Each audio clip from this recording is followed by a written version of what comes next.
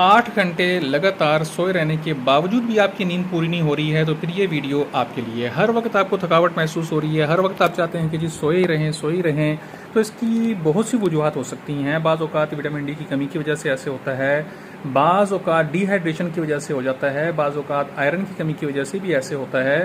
तो person to person very करता है, किसी को क्या प्रॉब्लम हो सकती है और किसी को क्या वजह बन सकती है। तो कम से कम गर्मियों में कम से कम ये करना चाहिए है कि सुबह जब आप उठें तो एक गिलास पानी में जो है ना, आपने नींबू निचोड़ लेना है और नींबू को अच्छे तरीके के साथ आपने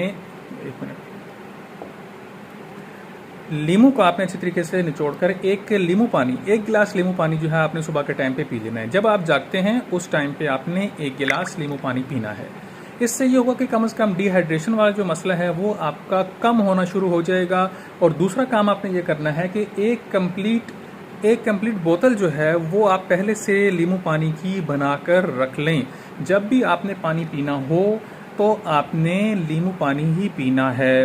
अब इसमें अगर किसी को ब्लड प्रेशर की प्रॉब्लम है तो वो जाहिर है कि वो इतना ज़्यादा नमक वाला नींबू पानी तो नहीं पी सकता है, तो कोई मसला नहीं है, आप उसमें नमक ना डालें। किसी दिन आप नमकीन पी लें, किसी दिन बगैर नमक के पी लें। और लाजमी नहीं कि रोज़ाना ही नींबू पानी पीना है, कभी सादा पानी पी लें, कभी आपने नींबू पानी पी लेना है। लेकिन अपनी डेली लाइफ में नींबू पानी को ऐड करें ताकि आपका जो डिहाइड्रेशन का मसला है, जिस्म में पानी की कमी वाक़ई हो गई है, ये चीज़ आपकी दूर हो जाए।